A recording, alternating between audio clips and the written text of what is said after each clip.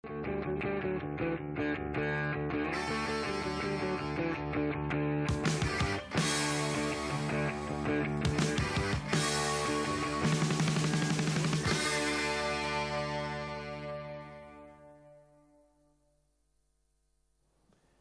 evening, and welcome to the new Bugajski Hour. I'm happy to be back in Pristina to examine important global and local developments that affect the lives of all Kosovars. And today we will have a panel discussion on US foreign policy following the election of President Donald Trump. What can we expect? And our three panelists are Trim Kabashi, political scientist at the European Center for Minority Issues, Gazmend Jonbay, Director of Research and Development for Bloomberg in New York, and Ilir Ibrahimi, a political analyst who runs his own PR company. And all three of you have lived in Washington. In the United States, but I'll come back to you in a second. But first, my political commentary on an important international topic is entitled America Divided. The next 4 years will be a severe test for American unity and stability. Americans' divisions have been starkly exposed by the presidential election campaign, and the incoming Donald Trump administration may deepen them. The post-election map displayed a stark geographic division between the red Republican states and the blue Democrat states. Clinton won overwhelmingly along the northeastern and western seaboards, although failing to regain the northern so-called Rust Belt. Trump captured significant majorities across the north, center, and south of the country. An even starker contrast is the urban-rural divide, where the overwhelming majority of rural and small-town dwellers voted for Trump. They are traditionally suspicious of the Washington establishment and believe that Trump was an outsider who would shake up the federal government and root out corruption and elite self-interest. Geographic divisions have been reinforced by the contrast between blue and white-collar workers. Manual workers laid off during the Great Recession in 2008 have struggled to gain full employment and bitterly complain that their manufacturing jobs are no longer available. Trump made repeated promises to bring back jobs to the United States that have been lost in competitive globalization. His protectionist prescriptions may actually worsen economic conditions, but they appeal to citizens. Many of his supporters have a sense of entitlement to well-paid jobs. They resent immigrants who are willing to work for less, and they feel abandoned by the Democratic Party. These antagonisms feed into the immigrant-native divisions that were constantly exploited by the Trump campaign. The Republican candidate singled out Mexicans and Muslims and painted them as a threat to security and economic prosperity. Rising xenophobia is also reflected in persistent racial divisions, despite the fact that America has had a black president for 8 years. Trump's campaign brought many of the prejudices to the forefront, even though Trump belatedly sought to distance himself from openly racist groups. Muslims were depicted as a suspicious element in American society who could be harboring terrorists. Trump's threat to ban all Muslims from entering the country sent shockwaves not only through the Islamic community, but also among other religious minorities. He has since reversed his position, but the bitter taste of prejudice remains.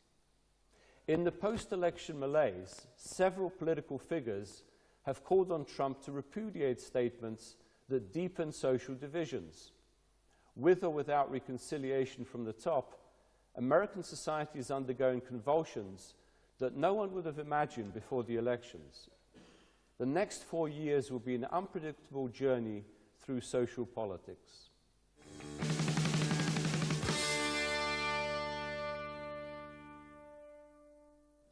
It is time now for the Bugajski Hot Panel with our three guests.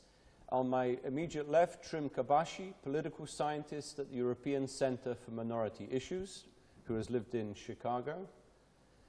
Gazmend Jonbay, Director of Research and Development for Bloomberg, who has and still lives in New York. And Ilir Ibrahimi, political analyst who runs his own PR company and who has lived in Washington, D.C. for quite a while. So welcome to the show, and thank you for joining me. We have a lot of ground to cover in the light of the US presidential election results, but let me ask you a sort of general question that we're still grappling with in America.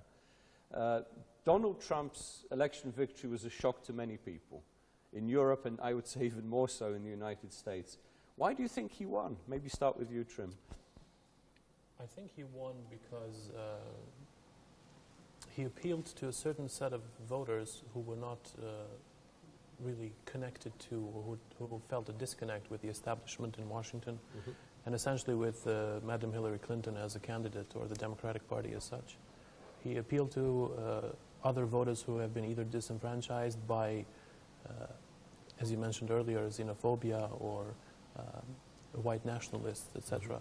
People who have not been in the mainstream, people who have been on the margins of society and who have felt disconnected, for very good reasons, I would say. But he did appeal to those people with some of the rhetoric he employed, especially in the early stages of his campaign. He won because people were not very satisfied with the current economic situation. He also won because the recovery did not affect everybody equally, or at least it wasn't felt by everybody, especially in the Rust Belt, in states like Ohio, Pennsylvania, Michigan, even Wisconsin, which is a traditionally very blue state, a very democratic state. It wasn't felt as strongly as in New York or California or some of the other more liberal states, which benefited from recovery to a greater extent than the Rust Belt. He won because he employed rhetoric which was familiar to ordinary citizens.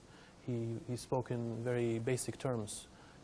People saw him as a person they could have a beer with or a glass of wine with. Who thought like them, as people would Who say. thought like them. Says it as it is. Yeah, which is not always a good thing, but that's what some people identify with. And after the very highs in terms of rhetoric and intellectual capacities, etc., of the Barack Obama presidency, now we have a president-elect who speaks in very simple terms, who appeals to ordinary citizens with very mainstream, I would say, or everyday lexicon, etc. I think he won because of all of these factors combined. It wasn't just one thing or one factor. It was several different factors combining to yield a very shocking and unexpected result. Sure. Gazmend, I mean, the flip side of that was the unpopularity of Hillary Clinton, and a lot of people criticized the kind of campaign she conducted. In other words, she took him too much for granted that she would win. What's your reaction? Since I live in New York, and I was definitely shocked, and obviously Trump is from New York, we gave that to the world. I think people saw Hillary Clinton as a representation of status quo. I think painting Trump's election as being just going after the bigoted people, and obviously he did fume the division, but I do see the movement in U.S., obviously with Brexit, and you can see it worldwide. There is a big popular movement that it's against globalization. And I do believe strongly that that was reflected in U.S. as well. Trump picked different rhetoric to help him with electoral college and very carefully crafted those messages. You can see people reacting to anything that was against the establishment, because during the 2008 economical downturn, James Carville famously said, "Is the economy stupid?" And obviously Washington did bail out the Wall Street. You saw that Wall Street profitability went up. As well as the car industry. That's exactly right. So he saved basically Michigan, yet Hillary lost Michigan. So how do you explain that? You cannot explain that by just saying that, he fumed the divisions between the populations in U.S. In my opinion, you can, in that case, people, in particular middle class and uneducated people who were the blue-collar people, they saw this globalization not bringing anything, and they were not getting the piece of the pie per se, which explain how come Bernie Sanders voters and Donald Trump voters had so much in common. I do believe that Trump has sent actually some signals which are positive. In fact, I read yesterday, was coming back from Albania, that he might actually reach out to Romney, which is bizarre, right? During the election campaign, they used all kinds of language against each other. But I do see, and in his personality, his whole thing was about winning. So I tend to be optimistic, even though he might seem to the outside world as unqualified. Nevertheless, he had a successful business, and I hope that not every prediction that people are making that it's negative actually materializes. Right. One of his main, let's say, strong points was he presented himself as the outsider, not part of the establishment, but also somebody who knew the establishment, having given money to various politicians in the past, including the Clintons, as a businessman. How do you see his status and his perception of his status? I think he used this to his advantage, because having been given money to most of the politicians in both sides, Republican and Democrat Party, I think he claimed or he presented himself as someone that knows the establishment, that he knows how they function, and he will go to Washington to change this. So cleaning the swamp, he still talks about that. We have to look at the Donald Trump as a phenomenon that during the election campaign and after he has won. You know, it was to everybody's surprise that he even won the nomination of the Republican Party. Nobody expected that. And maybe the media and the public opinion did underestimate him, because he had some very strong opponents in the Republican Party, including Bush and Ted Cruz and everybody. So they really didn't give him the attention needed that you should give to a candidate for a major party. So they just took him as a joke, and he used this to his best advantage. Now, come to the general election when we had with Clinton. He got a lot of free publicity as a result. Exactly. I mean, if you look how much he spent for publicity and versus Clinton, they're not even comparable, so because he got this free publicity. So people will take him as a showman and as a show going on in an election campaign, and then at some point he became too big for the Republican Party to oppose it, because we know that we had some attempts to oppose him, but he became too big and he had so much support that it was impossible to rule him out. And in the general election, we had two candidates that they were not favorites for both parties. We know that Clinton, although in Kosovo everybody loves it and all that, but we know that in the United States, Clintons do not enjoy the great reputation that we see here. And at the same time, we have Trump from the Republican Party, that he was not the preferred choice of the establishment, of the Republican Party. And we had these two candidates that couldn't be more different from each other.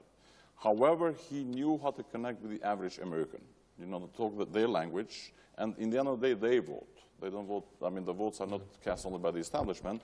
So looking back at this, we have a lot to learn from Trump. Sure. How to run an election campaign. Well, one of the interesting things about the election result, as you know, is Clinton did win the popular vote and won it by a bigger margin, I think, than any other loser in modern American history. Yeah, but it doesn't matter in an electoral college. It doesn't matter in terms of the final rules, but what I'm saying is that Trump did not win by a landslide, so he was still unpopular amongst a large part of the electorate. If you look at the electoral college, he won by a landslide. In the end of the day. I mean, won. he has 290 votes versus Clinton has 230. Yeah, but The margin is quite big. although I hear some of the electoral college people may actually not cast their vote with him, but regardless of that, all I'm saying is popularity-wise, in terms of the population. Remember, the other factor was a low turnout. It was a relatively low turnout. He managed to get most of his voters out. She didn't, and I think that was one of the big differences. But that also says something about popularity of Hillary Clinton. If you cannot get your voters out to vote for you, that means that you don't enjoy the support of your party. Sure, and part of it, and I want to come to Trim, was this the Sanders phenomenon, the millennials that voted, were enthusiastic for her opponent in the primaries, but were less enthusiastic for her. Do you think that under a Trump presidency, some of these divisions in American society that I talk about in my commentary, are they going to deepen? Are they going to widen? Because remember, Trump also, another part of it is he doesn't have full support within the Republican Party. There's a strong element in the Republican Party that do not see him as a conservative. In terms of popular support, I was looking at some statistics. I think Donald Trump got less votes than Mitt Romney did in 2012, and Mitt Romney lost that election. He got way less votes than John McCain in 2008. I think a difference of 5 million. Which indicates, I think, the divisions in American society. But also, Hillary Clinton received far less votes than Barack Obama did in 2012, and that was a hotly contested election. Yeah. I think she had 5 million less, Right. which tells you that both sides have not really appealed to their voters, at least not to the a bit more independent voters who can sway from one party to another depending on the issue at hand. So I think the Democratic Party and Hillary Clinton as its candidate did fairly poorly with these independent voters or the far less committed voters, let's put it that way. Donald Trump did just enough to win the election, even though he actually received less votes than Mitt Romney did in 2012. I think the country is divided. I think some of the choices that President-elect will make and has made will affect that in the future if he sort of comes back to reality, let's put it that way, or comes back to a more centrist position on some of the issues he mentioned. The country will move on. They will learn, and the Democratic Party as well, and their voters will learn that this is the new president, this is the new cabinet, etc. If, however, that rhetoric continues, I think the country will be more divided. I think the voters will be more divided. And the Democratic Party as such, having lost the Congress, or having failed to regain the Congress, the Senate and the House, and the presidency, will have to do some soul-searching. Will have to rethink its image, its message to the people, to its own voters, first of all, to get them re-energized. And then to the independent voters, to bring them back to that party, or at least that its message resonates with them. We've seen that it has failed to resonate with Hillary Clinton as a candidate. Perhaps that was the voter fatigue with the Democratic Party. We have seen Trump walking back on some of his more extreme policies. Even the war with Mexico, well, he said part of it could be a fence. The Muslim ban, that disappeared off his website soon after the elections, a ban on allowing Muslims into the country. He's talking less about this extreme vetting. Do you think he'll walk back on some of these more divisive extremist positions? I think that media interpretation of why Trump won is mostly misguided as of right now, because Trump is a liberal. He's from New York. Most of the issues, he was liberal. If you look about it, right now they are speaking with Speaker Ryan, and the first bill that they are talking about is a huge spending bill. Right. If you go and look at his policies, he basically, I think that there is lots of anger after the economical downturn. Just like it was the Arab Spring during happening, there is lots of anger in the U.S. population right now. They didn't get the recovery. Lots of people lost their houses. There is no right and left election issues in this election. If you look, Donald Trump was pro-choice. If you look at videos, people saw it. People know where he stood. Well, he was pro-choice in the morning and pro-life he in the basically evening. stood on every side of a particular story. And people knew that. People are not dumb. And even though we have this, people treat us as dumb Americans, we're not dumb. We know, they saw it. I actually reflected myself. I am an immigrant there. I had a relatively successful life, and honestly, I was shocked. But then I reflected. I said, maybe I missed some signals, like how, and you realize that I am part of that top high percentage, and I was not impacted by, in fact, I did fairly well, because my portfolio did fairly well. And we, as a media, we tend to look at things like in just black and white. In particular, the coverage in media focused on these issues, which in turn just fed that anger. And people chose to send a strong message, just like English sent a very strong message in Brexit. From outside, as if you consider media considers themselves an elite, when they look at it, it's like this is not a rational vote. But from their perspective, like I'm flying to London from business. Flying from London to any place in Europe is very cheap. Flying from northern UK to London is almost triple the price, and they cannot even make it there. I feel that the Democratic Party, in particular, like the more progressive side, need to be more constructive in actually dealing with the issues that are hitting the middle class and making sure that those concerns are addressed. And even though unemployment it's on record lows, they need to make sure that when they bailed out Wall Street, there was no bill that dealt with people who lost their houses, which explains, like, Florida has lots of immigration Latino population, yet Trump won. It's easy to just focus on stuff that is bombastic, like bigotry and all of that stuff, but it ignores some of the economical things that really affected the pockets of the people. Well, some interesting facts there. I mean, remember, Florida has a large Cuban population, and for particularly the older Cubans, Obama was seen as betraying that anti-communist, anti-Castro policy. Secondly, immigrants, older immigrants, tend to resent sometimes newer immigrants coming in.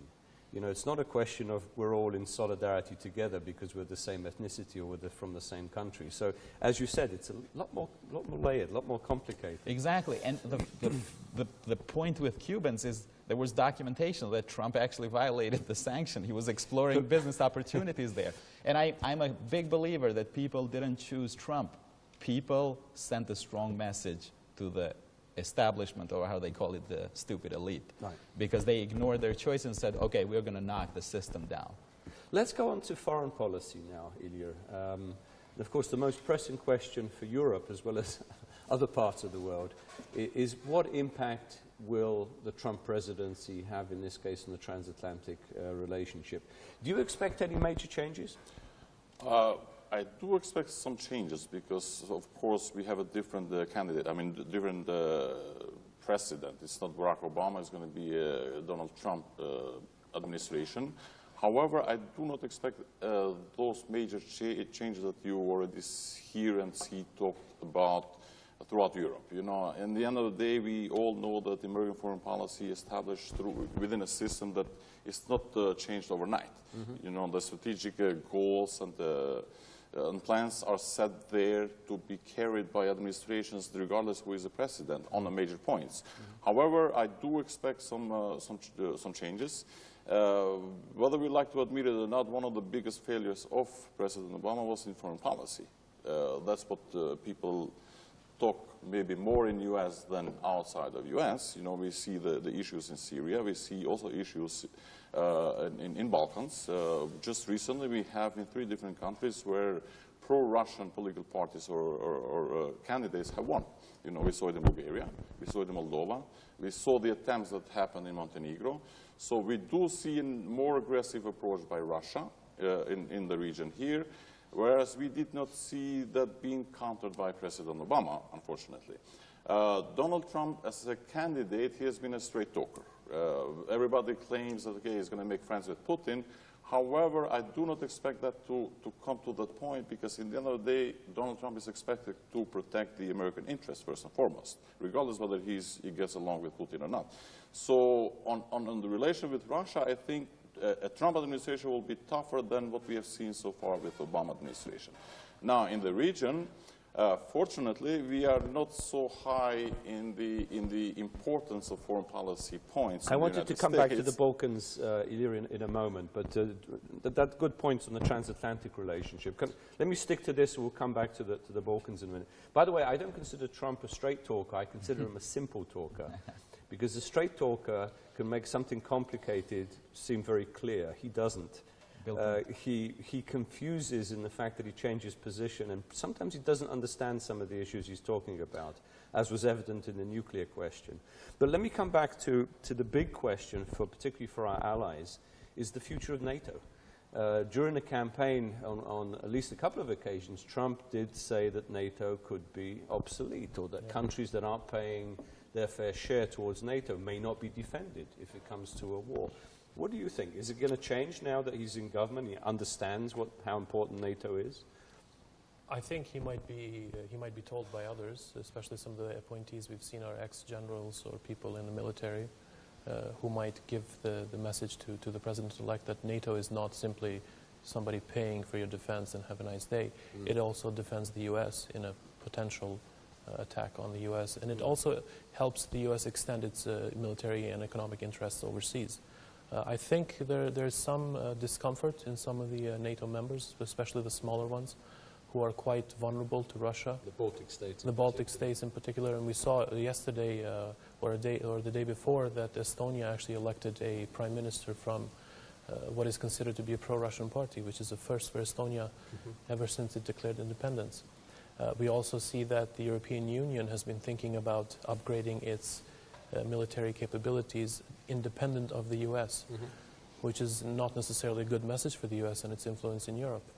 We saw the High Representative Mogherini call a meeting of all heads of states, and they signed a new declaration of sorts, which to me is a message to the US more so than actual preparations as such, but it is a message that should you not continue with our agreements, our previous or your previous commitment to Europe, we will have to take matters into our own hands, and that will affect NATO, because let's face it, NATO is the US. NATO is the US. There are fears, in some parts of, when I travel in Poland and other countries closer to, in the Baltic states, closer to Russia, there's a fear that somehow Trump may agree to a new division of Europe. In fact, one of the things he talked about during the campaign is an anti-terrorist coalition with Russia. Now, will one of the, let's say, sacrifices that he'll have to make is, let's say, allow for sanctions to be lifted against Russia, allow for more Russian pressure in this region. How do you see it? This is, like when we were talking about domestic issues, I'm very optimistic. When we come to foreign policy, I am a little bit more alarmed. To be fair to the viewers here, I want to make sure that they know that American people, regardless whether they elected Hillary or Donald, there was no difference. They were going to be more inward looking. American people were fed up with interventionists, and they were more inward looking. However, Hillary was probably going to stick with alliances, while Donald Trump is a businessman. He views foreign policy not as an alliance, but as a business transaction. So I do feel that actually those Baltic countries might be strategically included in a transaction in which a war against terrorism in Syria and Iraq there is a trade-off. Maybe it's not going to be that visible, but I do have a concern about there, because he has been more cozy, and you can see that the risk of terrorism is high on the agenda, despite of, ISIS losing ground, and it's about, the media, and I do believe that coalition with Russia probably will materialize. And I hope, I hope that NATO alliance can withstand, and maybe some of the stuff is positive in a sense that some countries indeed did not spend enough in defense, and it fell on the shoulders of U.S. taxpayers, and they are angry. Even that comes up as an angry thing, because the Americans have this sense of fairness, and Trump just poked on that button as much as he could. Sure. There's another side to Trump, though, and I want to come to Ilya on this, which, okay, he's a businessman, he's allegedly pragmatist, but he's also very thin-skinned. We see this in his Twitter rants against most ridiculous targets. I don't know why he wastes his time on this, particularly on the media, or particular media figures. Is there a danger, Ilya, that Putin may miscalculate? That he may see Trump as somebody he can manipulate, he can exploit, he can gain advantage from, but Trump at some point will feel cheated, will feel betrayed, double-crossed by Putin. And that's what I expect. When I said straight talker, I meant also this kind of approach that Donald Trump might take and will take. The most dangerous thing, or the most worrying thing right now regarding the President Trump, is that we don't know what to expect. Yeah. From Hillary Clinton, because we already have an established policy that will be carried over by Barack Obama. She might have been a little bit more in the middle, but all in all will be more of the same, and that's why maybe she lost. She may have been actually a bit tougher on Russia, given the hacks, the alleged hacks on... She might have taken it more personal. Exactly. But from Trump as a president, I don't know, because nobody knows what to expect, because he has really not given any guidance or any clearance what approach he's going to take. I mean, even for ISIS, he said that I'll tell you when I become president what my plans will be. Just an example.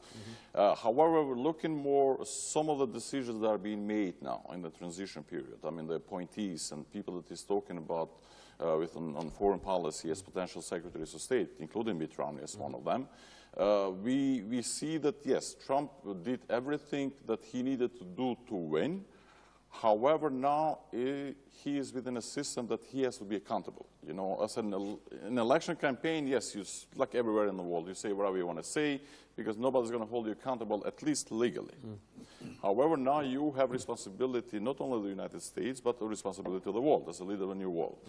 And that's why Trump will hopefully, and as he has started, surround himself with people that will guide him well and then carry that foreign policy. Yes, we will see the changes from a different administration. However, in the big picture, including NATO, it's not that Barack Obama signed an agreement with NATO. It is the United States that signed and committed to NATO. And it's not that a president can come and change everything that has been done in 50 years. Again, we should not take very seriously what has been said in the election campaign.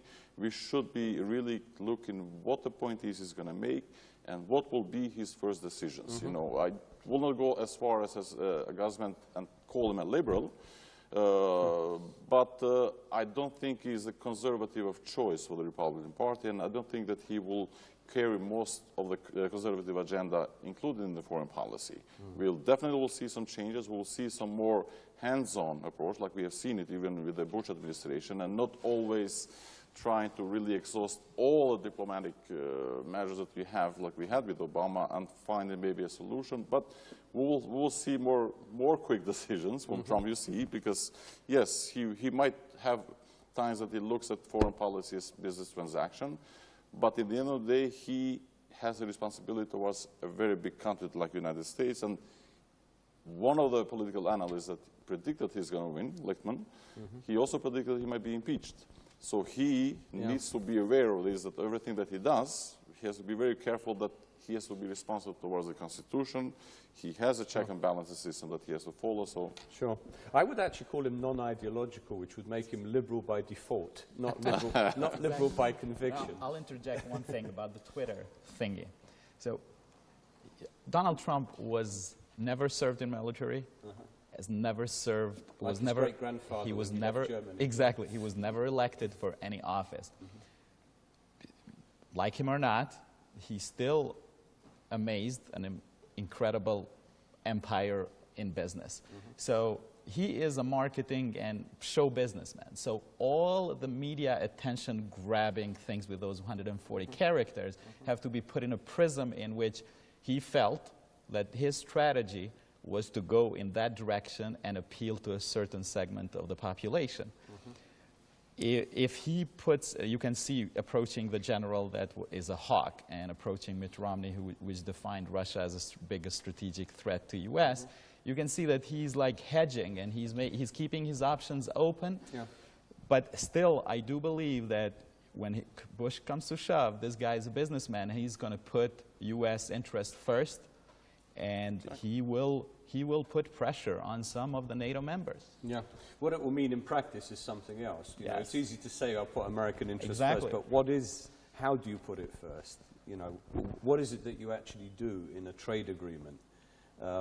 Anyway, we can come back to that. One thing I wanted to go to you, Trim, is this populism phenomenon in Europe, and a lot of parties that were traditionally anti-American are actually supporting Trump, interestingly enough. Will this have an impact on the kind of the election results and the rise of populism in Europe as a result of the Trump victory? I think it will, and I think we're already seeing some of that. We saw the Prime Minister of Hungary, who's already elected, to be fair, say that, oh, now the election of Donald Trump in the U.S. is a signal to us that we may continue with our work. Our work has been great, etc., etc. A reapproachment with Russia, which is what many of these populists and extremists, perhaps extremist is not the correct term, but populists, let's say, have been saying for years. I think the Brexit victory by the UKIP was sort of a boon to Trump. Which Trump supported. Which Trump supported, and that may roll the ball for other people as well. We see that there are elections in 2017 in many European countries.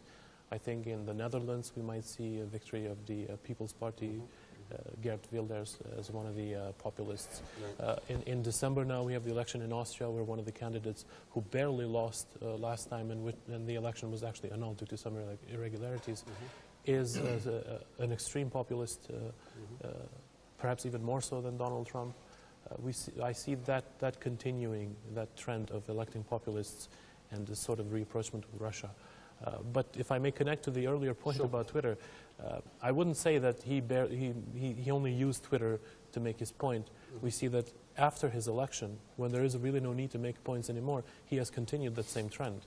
It's an obsession. Yeah, he had it with the New York Times. He was arguing with the New York Times yesterday about a meeting. Well, as somebody pointed out, he doesn't email us, so he won't have the scandal that Clinton had. I will take the Twitter away, most likely. So he may have well, exactly. Once he's president, he'll be restricted. Yeah, one of the things that might change his approach, or at least his public approach, is there's been some talk that he wasn't really aware of the burden of the president and the work that awaits him.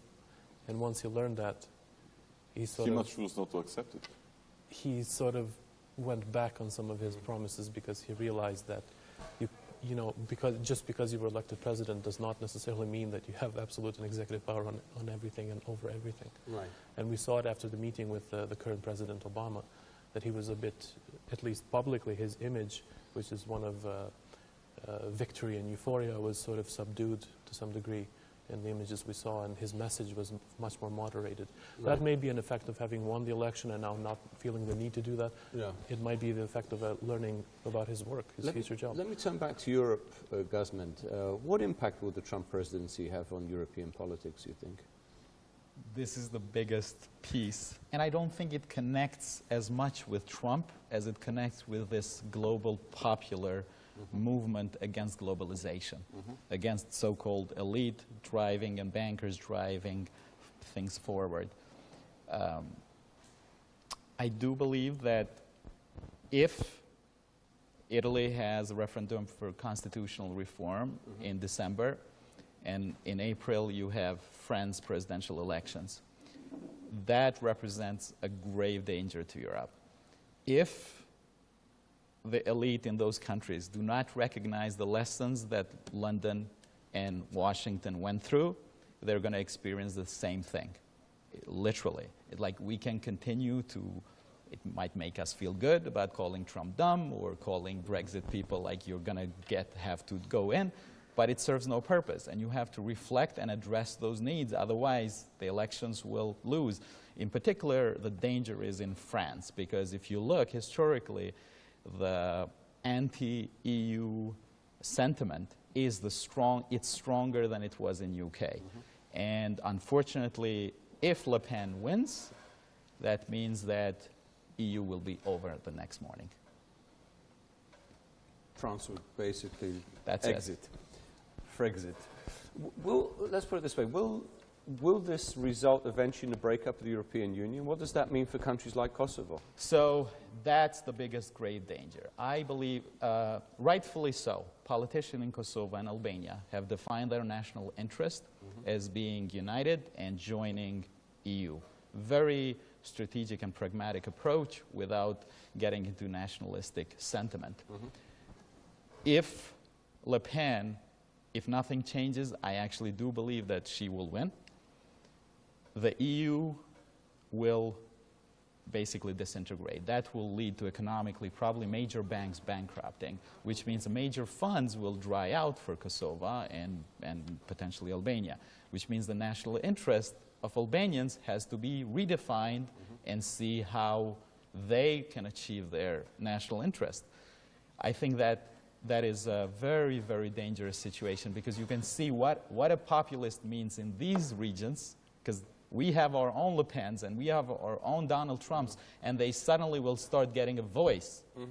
And those scenarios, I don't want to even think about it right now, and I hope they never materialize, but you can see how things are just imposed on you, because politicians who advocate more stronger nationalism, blaming others, potentially even influence from Middle East, you can see how those demographic movements and more stronger rhetoric could have a very, very negative impact. Yeah, in these without that regions. EU anchor and without that transatlantic Exactly. anchor, things are much looser and unpredictable. Exactly, and it's a natural thing because people need to redefine their interest and see strategically in which direction do they want to go. Iliri, you hinted at the question earlier. Let me ask you directly. What impact will Trump have on Kosovo and on this region? Well, obviously, if we had a Clinton administration, it will be much more favorable for Kosovo because, and Albania in this case, because we would have an administration that is very much aware of the challenges our countries have here in the region and what needs to be done further to continue in our path towards integration, towards EU or whatever that might be, if we have an EU one day. With Trump, rightly so, people are a little bit nervous here. You have not seen any other debate from the foreign countries like we had the debate about the election of the U.S. presidency during the weeks before the elections, and rightly so, because again the United States continues to be our most strategic and most important strategic ally in Kosovo. Considering that we are not so high in the agenda of the foreign policy, as I said before, I do not expect to see major changes. As we know, you know and I know that we live in Washington, Kosovo issue has not been very high in the U.S. administration. It went to Undersecretary of State even during the negotiations about the status. Yes, we did have visits of high-level officials, including Vice President Biden here and everything, but the policy has continued to be the same. He has a personal link as well. He has a personal link. He came for the last time to inaugurate the road in honor of his son. But we did not have any major policy shifts during the 8 years of Obama administration. From Trump, maybe we might have something more positive because the support from the United States by the politicians on this side was taken very often for granted. You know, we have it there, nothing is going to change, so regardless what we do on this side, we will continue to have the support of the United States. With Trump, considering there's a lot of unknowns, it might be expected that our politicians deliver a little bit more. You know, both here and in Albania. You know, we do see that both countries are not to be applauded. You know, not everything is going in the right direction. We do continue to see major problems like corruption, lack of rule of law, and things that you need are basic things to have in an viable state. And U.S. administration has continuously said and pointed these issues. However, not a lot has been done. With Trump administration, he might be, again, a simple talker or a straight talker that says, okay, you guys have to deliver on this because our support is not eternal. You know, you have to deliver on this, so you really become a partner because we will not carry you all throughout history. Sure. My issue is lessons learned maybe from politicians here, both Edi Rama and Hashim Thaçi as the leaders of both countries. They both made something foolish, what I will call in diplomacy, you know, taking sides in the news elections, especially Edi Rama, going to CNN and giving this interview and making these statements. The U.S. presidents are elected by American people. Whether we like them from here or not, it is not our thing. You know, so this will be a challenge there, but when you know that on the other side you have to work to earn the support, it is more positive. Because until now, yeah, Clinton will, regardless of what we do, they will support us. Right. But with Trump, we don't know. Trim, the one government that was, let's say, happy or elated by the Trump victory seemed to be the Serbian government. Do you think it will give Serbia more, let's say, incentive to be more, let's say, aggressive in the area, to go back on some of the agreements with Kosovo? I think any joy or sadness in any of the countries in the Western Balkans about Trump's election is a bit too early. It's a bit misguided, I would say, because the president-elect never even mentioned the Western Balkans in any of his campaigns, as far as I know. It's not a top priority or even a mid-level priority at all. It's a very low priority, and I think something that will be handled by at least the Secretary of State or the Undersecretary of State. If what Serbia was overjoyed about, and that is really, I think, the Rudy Giuliani connection with Donald Trump. Giuliani was, I think, an advisor to the current Prime Minister of Serbia during his campaign a few years ago. If that actually materializes, Serbia might be more inclined to be a bit more aggressive towards Kosovo and in general in the Balkans, and to try to assume its self-assigned role of the leader of the Balkans. Serbia likes to refer to itself as the leading country in the Balkans, the largest country in the Balkans, and has assigned a role for itself as the leader of the Balkans. That is also in relation to Croatia, I think its biggest competitor, let's say, in the Balkans, but as well as Kosovo and Albania and Bosnia and Montenegro. If that materializes, if Donald Trump is a bit more supportive of Serbia's position on many issues, especially as they relate to Kosovo, Serbia does have every incentive and every reason to be a bit more aggressive. Not even a bit more aggressive, quite a bit more aggressive, especially since they already have the Russian support and to some degree Chinese support. If that happens, yes, I see that. Gazman, are you concerned about potential instabilities, rising instabilities in this region? As a result, not just of the Trump presidency, but what we talked about in the EU? Yes, I do. But not for the reasons that you might think. I do not believe Trump, and like panel members pointed out, neither Obama administration, this region was not in the first plan. And it's natural because there is lots of places on conflict in the world, and they're higher in the priority list. I do not believe that that priority will change. U.S. foreign policy is not based on emotions.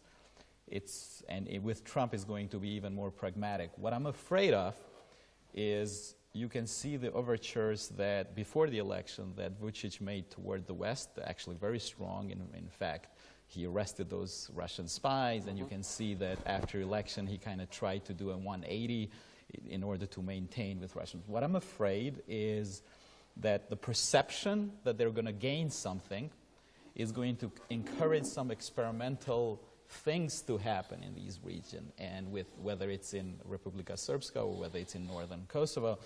And because of the vacuum that American engagement... You mean to test the American Exactly. reaction? Yeah. Exactly. And I'm sure that they're going to be encouraged by Russia, because Russia wants to poke everywhere, and Montenegro accession to NATO, they want to poke the NATO alliance, whether it's in Croatia or Montenegro, with any way that they can to do that. I do agree with the panel here that I hope that Albanian politicians in Kosovo as well as in Albania see this and start to think more for their own and take actions fighting corruptions and actually hopefully helping the economy and helping things that real people tangibly see. Other than that, there is not much. Trump will have for 2 years basically the ultimate power. He has the Congress, he has the Senate, and literally he can pass any policy, and he will not have lots of pushback. The Albanian diaspora in U.S. is a pretty big bloc. They do have influence. It will be somewhat diminished in terms of pushing the foreign policy one direction or the other. But I am not as alarmed as that Trump is going to do something directly against our interests. What I'm afraid is a Serbian nationalist, in particular, God forbid, if Šešelj beats Nikolić in presidential elections, they are going to feel really experimental, and they might do something crazy, which will involve like low-intensity conflicts, which they won't escalate, but I see the real risk from that. Moving out and sort of looking at the bigger picture, Ilya, and this will be our last question. It's difficult to define Trump. People have tried to define him internationally, whether is he an interventionist, is he an isolationist, does he react, reactionist of some kind. We saw when George W. Bush came in, he came in initially on a platform of non-intervention internationally, working more in terms of the American economy, helping American people, rebuilding America. Very similar in a way to Trump, and then 9/11 happened, which changed everything. Yeah, do you see something, I'm not asking you to forecast enough 9/11, but do you see a major international crisis which will change completely Trump's position? Well, I think the most important foreign policy issue will be the relationship with Russia, because that needs to be redefined. Currently, we do see a rise in Russia, and whether Trump administration will allow this continuation, it remains to be seen. I do not expect this to happen. I think we will see more of a stronger approach by the Trump administration towards Russia, and that will affect also the relations here in the Balkans, because we know Serbia plays a game in two sides. I mean, they continue to maintain good relations with Russia. However, they have started the negotiations towards EU integration and potentially candidacy. It's all going to depend, especially in our region here, what is going to be that relation between U.S. and Russia. If we do see a clear definition and protection of their own interests, because I don't expect that Russia's interest to lower towards the region. If we see a withdrawal of U.S., then yes, we will have a problem. We'll have conflicts, we will have that. But I do not expect that, because again, we do have already a stated interest in the region by the United States. Whether we're going to have a Trump very active in foreign policy, yeah, Bush's activism was triggered by 9/11. I hope we will not have anything like that, but we do have some outstanding issues still. We have the Syrian issue that needs to be handled. We do have the Iran issue that Trump has sent some mixed messages, and it's going to be dependent what approach is going to take on that. This is in the major foreign policy issues that are outstanding there. If we have more a conflict in the future, then yes, U.S. in the end of the day has to protect its own interests, and I do not expect anything less from the Trump administration either. Right. Maybe a last comment from you, Trim. I think one major actor we haven't mentioned at all, and one that has been a part of Donald Trump's campaign, has been China, right. Who is increasingly assertive in Asia, who sees itself as the superpower of that part of the world, and who Donald Trump has accused of stealing American jobs, not without some justification, I would say, of devaluing its currency to benefit its companies, of at some point, I think he even accused them of inventing climate change so they could steal American jobs. But I think that might have been a bit more tongue-in-cheek than real, I hope. But it is a country that Donald Trump has said he will take action against in terms of imposing tariffs on their products, etc.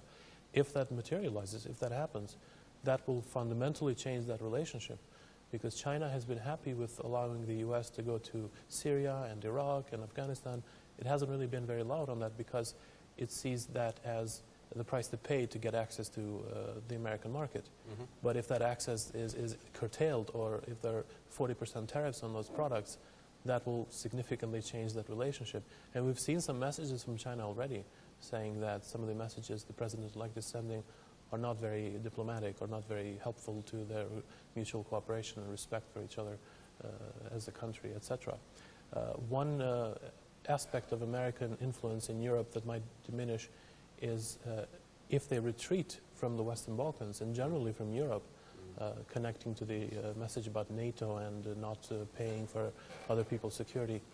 That doesn't necessarily mean that there'll be an active policy that the U.S. takes on Western Balkans that might benefit, for example, Serbia, but it means that it allows for a certain vacuum, as my previous panelist mentioned, that other countries, and chiefly Russia, as the country with an direct interest in the Western Balkans and generally in this part of Europe, might use to increase its influence and to sort of hedge its position on Ukraine and Georgia, saying, yeah, okay, you know, now we're in the Balkans. If we give up the Balkans, but you have to let us, you know, keep these parts. Rasmus, last comments? We have just a little bit of time. 10 seconds. Sure. It's Trump is very popular in China. Trump is very popular in Russia. That's paradoxical, right? And I wanted to kind of end it with that, because I do see this big global movement that people are giving the finger to the powers. And in terms of, I agree that China will be ascendant. There is a saying that if you owe somebody $100 to the bank, it's your problem. But if you owe the bank $1 million, it's bank's problem. That's basically the situation with China and U.S. relationships. You also remind me of another Chinese saying, be careful what you wish for, in terms of the U.S. president. But I think we'll stop there. Thank you very much, all three of you, for a fascinating discussion. I'm sure we'll be coming back to this on numerous occasions over the next 4 years. Thank you for having us. Thank you. Thank you for being with me. Unfortunately, we have already come to the end of today's show. I have greatly enjoyed being with you and with my colleagues here at RTK. Good night, everyone. Stay healthy. be productive, and remain optimistic. See you all very soon. Miro Pavshim.